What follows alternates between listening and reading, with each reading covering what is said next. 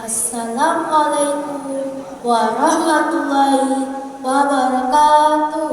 Waalaikumsalam warahmatullahi wabarakatuh. Salam sejahtera untuk kita semua.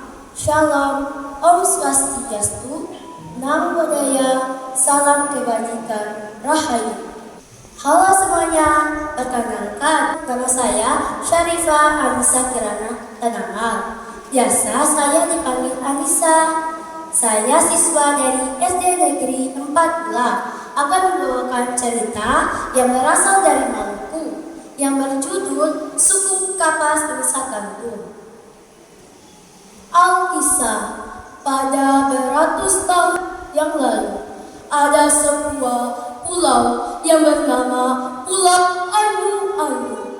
Kenapa dinamakan Pulau Ayu? Tidak dilihat dari jauh seperti pulau yang terapung di atas permukaan laut. Jadi karena itu dinamakan Pulau Ayu-Ayu. Di Pulau Ayu-Ayu ada sepasang kakak beradik yang hidup rukun, adil, saling menyayangi, dan saling menghormati. Sang kakak bekerja sebagai petani, dikarenakan di Pulau Ayu-Ayu tanahnya sangat subur dan ditumbuhi berbagai tumbuhan. Salah satunya adalah tumbuhan pohon sukung kapas. Kenapa dinamakan pohon sukung kapas? Apakah Dewan Juri dan teman-teman ada yang tahu? Ya. Dinamakan sukung kapas dikarenakan isinya lembut dan sangat putih seperti kapas. Jadi dinamakan buah sukung kapas. Sedangkan sang adik bekerja sebagai nelayan. Sehabis mereka berdua bekerja, mereka berdua duduk di pinggir laut sambil memakan sukung kapas. Kalian tahu tak?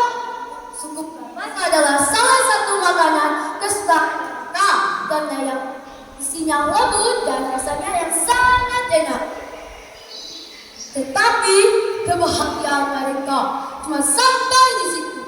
Dikarenakan pada sore hari sang kakak dan sang adik duduk di depan rumah mereka sambil bercakap-cakap. Sang adik ingin mengucapkan keinginannya kepada sang kakak. Kak, apakah boleh aku minta sesuatu? Tanya sang adik dengan penuh harap. Tidak, aku tidak mau memberikan suku ini kepadamu, karena aku juga ingin makannya. Jawab sang kakak dengan ketus. Ayolah kak, berikan suku itu kepadaku. Bukannya aku ini adikku sendiri.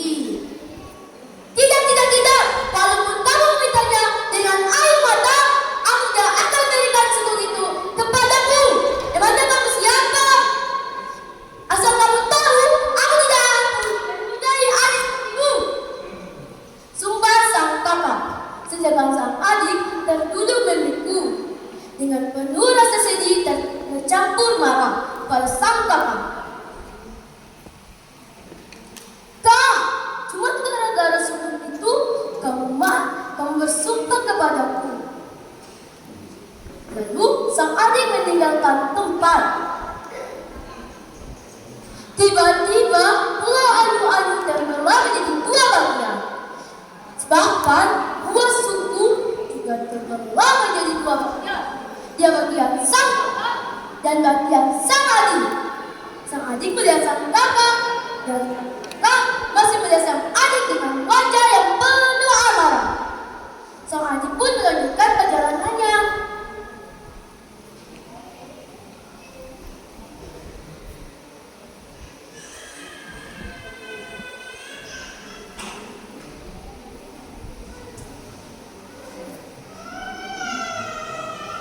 Sesampainya di negeri Haria, sang adik ingin beristirahat di negeri Haria.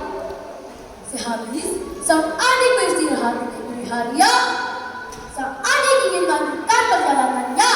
Sebelum melanjutkan perjalanannya, sang adik melihat sang kakak dan sang kakak masih melihat sang adik dengan muka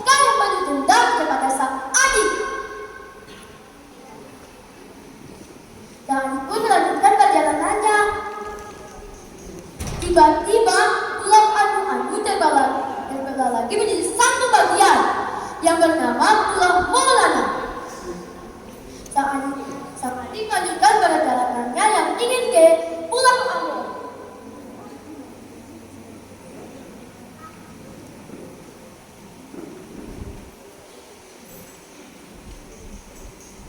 Sesampainya di Pulau Ambon, sang adik menurungi perahunya untuk memakan bekal yang ia bawa.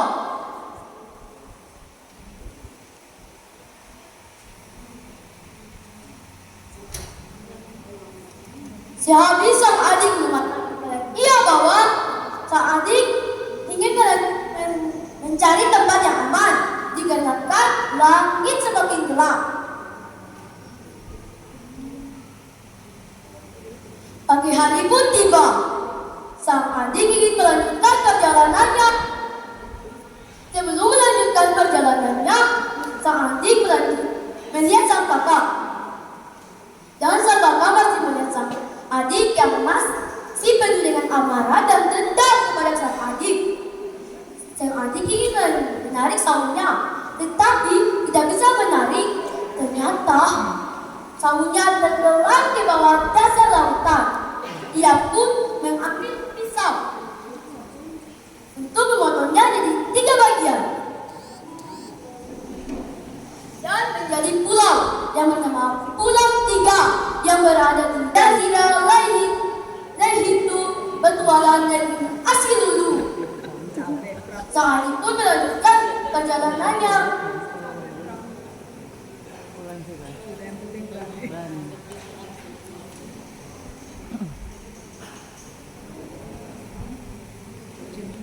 Tiba di tengah lautan, sang adik melihat sang kakak dan tidak melihat sang kakak lagi. Sang adik pun membuang saut dan berubah menjadi pulau yang bernama Pulau Ambon Laut yang ia tempati. Di Pulau Ambon Laut atau Pulau Adik mempunyai 7 negeri yang penduduknya beragama Islam. Sedangkan sang kakak yang tinggal di separuh Pulau Anyu yang sekarang bernama Nusa Laut atau Pulau Kakak juga mempunyai 7 negeri yang penduduknya beragama Kristen. Dan buah suku yang menjadi perpisahan sang kakak dan sang adik masih bertumbuh lebat di kedua pulau itu. Jadi pesan moral dari cerita yang Anissa bawa adalah kita harus hidup rukun. Sang kakak harus menyayangi sang adik, sang adik harus menyayangi sang kakak. Sebelum kami berpisah, Anissa ingin mengasih satu pantun untuk para curi dan teman-teman. Nanti para curi dan teman-teman dan cakep ya. Cakep. Jalan-jalan mencari kerang. Cakep.